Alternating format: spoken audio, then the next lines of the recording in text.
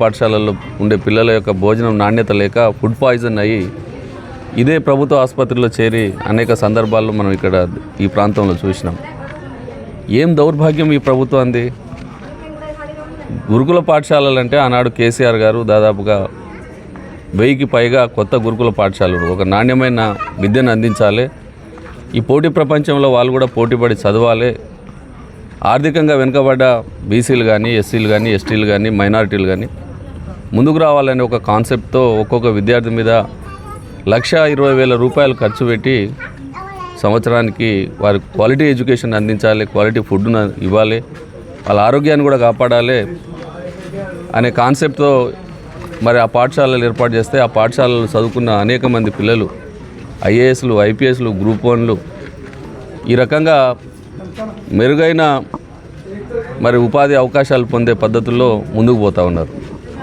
కానీ దారుణం ఏంటంటే ఈ 2 సంవత్సరాల్లో ఈ ప్రభుత్వం వచ్చిన తర్వాత అసలు దీన్ని పర్యవేక్షించడానికి కావాల్సిన ఒక మంత్రి కూడా లేడు. విద్యాశాఖ మంత్రి కూడా ఈ రాష్ట్రంలో ఇంతవరకు దౌర్భాగ్యం అది లేనే లేడు. అసలు ఏం జరుగుతుంది, విద్యా వ్యవస్థ ఎట్లా నడుస్తుంది, వాళ్ళకు రావాల్సిన మరి జీతభత్యాలు కానీ లేకుంటే మెయింటెనెన్స్ కానీ ఆ పాఠశాలలు ఎట్లా నడుస్తున్నది, ఏం పెడుతున్నారు, దాని మీద రివ్యూ చేసే అవకాశం కూడా ఈ గుంపు మేస్త్రి ముఖ్యమంత్రికి లేదు. ఆయనకు ఢిల్లీకి పోవడము, లేకపోతే పెళ్ళిళ్ళు తిరగడము, లేకుంటే హైదరాబాద్లో షో చేయడానికి మాత్రమే పనిచేస్తున్నాడు తప్ప ఈ హాస్టళ్ళ మీద పర్యవేక్షణ చేసి కానీ లేకుంటే ఈ విద్యా శాఖ మీద మరి రివ్యూలు చేసి కానీ ఏం జరుగుతుందో తెలుసుకునే సమయం కానీ ఓపిక కానీ వారికి లేదు. ఇంత దారుణమైన ప్రభుత్వాన్ని ఎక్కడ చూడలేదు. చిన్నపిల్లల జీవితాలతో చెలగాటం ఆడుతూ ఉన్నారు.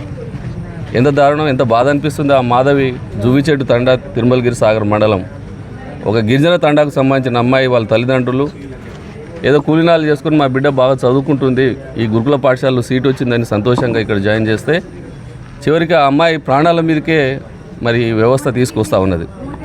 కాబట్టి ఊరికినే ఆ తల్లిదండ్రులు అంటున్నారు, వాళ్ళ తల్లి అంటుంది ఏమన్నా అంటే టీసీ ఇచ్చి పంపించేస్తాం, లేకుంటే అసలు వాళ్ళు మాట్లాడే మాటలు బయట చెప్పలేని మాటలు, క్యారెక్టర్ అసెస్మెంట్ చేసే పద్ధతుల్లో మాట్లాడడం అనేది చిన్నపిల్లల యొక్క హృదయాలను గాయపరిచే పద్ధతుల్లో ఎవరు కూడా ప్రవర్తించవద్దు. ఏమైనా పొరపాట్లు ఉంటే వాళ్ళ తల్లిదండ్రులు ఉంటారు, వాళ్ళకి సమాధానం వాళ్ళు పిలిచి చెప్పాల్సిన బాధ్యత ఉంటుంది. అంతేగాని ఏది పడితే అది మాట్లాడడం. ఇంకా కొంతమంది అంటున్నారు అక్కడ వాచ్మెన్లు లేరట, ఇద్దరు పిల్లలు వాచ్మెన్ డ్యూటీ చేయాలట, ఊడ్చేవాళ్ళు లేరు, తూడ్చేవాళ్ళు లేరు, మంచి భోజనం పెట్టేవాళ్ళు లేరు, వంట చేసేవాళ్ళు లేరు.